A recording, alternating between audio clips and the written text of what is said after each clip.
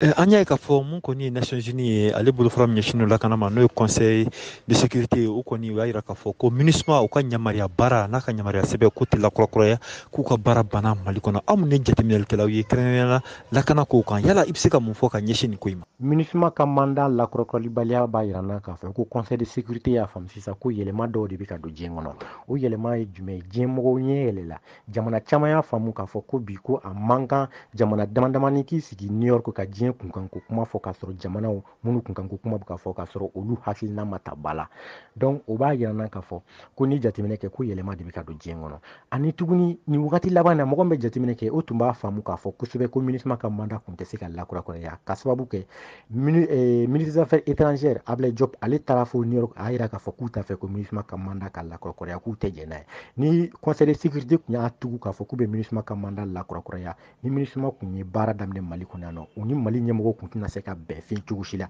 k'a sababu kɛ pour que MINUSMA yɛrɛ ka se ka baara kɛ lafiya kɔnɔ fo ni ɲɛmɔgɔw de ka se ka don da kelen fɛ ani ka bɔ da kelen fɛ. Maa caman yira k'a fɔ ko lakanako ta fanfɛla la k'a bɛ na ni gɛlɛya dɔw ye kɛrɛnkɛrɛnnenya la jamana kɔrɔnyan fan fɛ yala e bɛ se ka mun fɔ ka ɲɛsin o ma? K'a fɔ ko ni MINUSMA taara ko lakanabaliya bɛ walankata Mali kɔnɔ ne fɛ o kuma ni sababa tɛ bɛn k'o sababu kɛ jumɛn ye? MINUSMA ka cɛden minnu bɛ Mali kɔnɔ maramafɛn bɛ u bolo kɛlɛkɛminɛnw bɛ u bolo nka u tun tɛ kɛlɛ kɛ.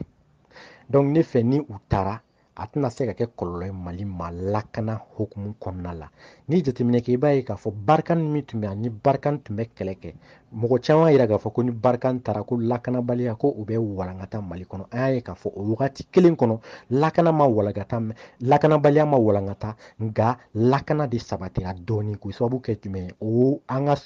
finitigilakaw u ye maramafɛn caman sɔrɔ an ka jamana ɲɛmɔgɔ ye maramafɛn caman ɲini ka di u ma ani tuguni ka finitigilaka caman ta walasa lakana bɛ se ka sabati jamana kɔnɔ cogo min na ne yɛrɛ kɔni ka jate la k'a fɔ ko MINUSMA tagali ko a bɛna kɛ kɔlɔlɔ lakana hukumu kɔnɔna la ne fɛ o kuma ni sababa tɛ se bɛn. O tɛmɛnen kɔ ka bɔ yen an y'a ye k'a fɔ baarako MINUSMA ale kɔni maliden caman de tun bɛ baara la a kɔnɔ n'a a jɔra olu fana ka baara o bɛ jɔ yala o tɛna ni kɔlɔlɔ dɔw ye wa? Maliyɛn 800 de bɛ baara kɛ MINUSMA kɔnɔna na minnu bɛ sara ta kalo o kalo o kɛrɛfɛ maliyɛn wɛrɛw fana bɛ yen nɔ minnu bɛ baara kɛ kalo damadama ni san kɔnɔ MINUSMA kɔnɔna la n'o fana bɔra yen tuguni maliyɛn wɛrɛw fana bɛ yen minnu ye jagokɛlaw ye minnu ye opérateur économique ye sɔrɔ bosobaw olu fana caman ni MINUSMA bɛ baara kɛ ɲɔgɔn fɛ n'i ye jateminɛ kɛ i b'a ye k'a fɔ ko sɔrɔ ko kun kan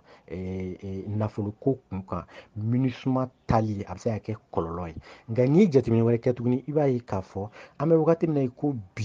mɔgɔ si tɛ se k'i tugu an bɛ wagati min na i ko bi gɛlɛya min bɛ jamana kɔnɔ gɛlɛya min bɛ diɲɛ kɔnɔ k'a ye k'a fɔ k'i bɛna mɔgɔ 800 ka taa se fo mɔgɔ 100 caman ma ko olu ka baara ko tiɲɛ e dun ma se ka fɛɛrɛ wɛrɛ ɲini u ye tiɲɛ yɛrɛ la a ka bon hakili ma ne yɛrɛ kɔni ka jate la n'i ye gouvernement ye ka nin kɛ fɛɛrɛ wɛrɛ bɛ sɔrɔ a bolo min b'a to mɔgɔ minnu tun bɛ baara kɛ MINUSMA na olu ɲɛji bɛ se ka cɛ cogo min na nka yɔrɔ dɔ la fana ni jateminɛ kɛ i b'a ye k'a fɔ a bɛ fɛn kun bɔ mɔgɔ minnu tun bɛ baara kɛ Barikani na Barikani talen hali bi gouvernement ma se cogo si la ka ɲɛji cɛ yɔrɔ dɔ di olu ma olu dusu kasilen don u bɛ Gawo u bɛ Tɔnbukutu u bɛ Kidali u tɔɔrɔlenw don. MINUSMA talen nin wagati in na a yirala k'a fɔ an ka finitigilakaw kɔni olu bɛ se k'u jɔ ni jamana ye ka jamana lakana an y'a ye k'a fɔ Mali kɔni ani Russie fana bolo bɛ ɲɔgɔn bolo yala e bolo k'a fɔ o bolo di ɲɔgɔn ma ani an ka finitigilakaw yɛrɛ u bɛ se ka jamana in kɔni ale lakana ka o sabati. Mali ni Russie ka bolodiɲɔgɔn ma lakana bonnakun kan ne fɛ a ye nafa caman se Mali ma bi a fɔlɔ ye jumɛn ye ni jateminɛ kɛ i b'a ye k'a fɔ depuis Mali ni Russie bolo di ɲɔgɔn ma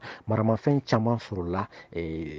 pankuru caman sɔrɔla bi ni o y'a to bi an bɛ se k'a fɔ ko jamana caman de ɲɛbɔlen don Mali fɛ bi farafin jamana kunda ko tiɲɛ yɛrɛ la ko Mali finitigilakaw ko u bɛ ka se ka u jɔyɔrɔ fa kosɛbɛ n'i ye jateminɛ kɛ i b'a ye k'a fɔ san 10 kɔnɔna la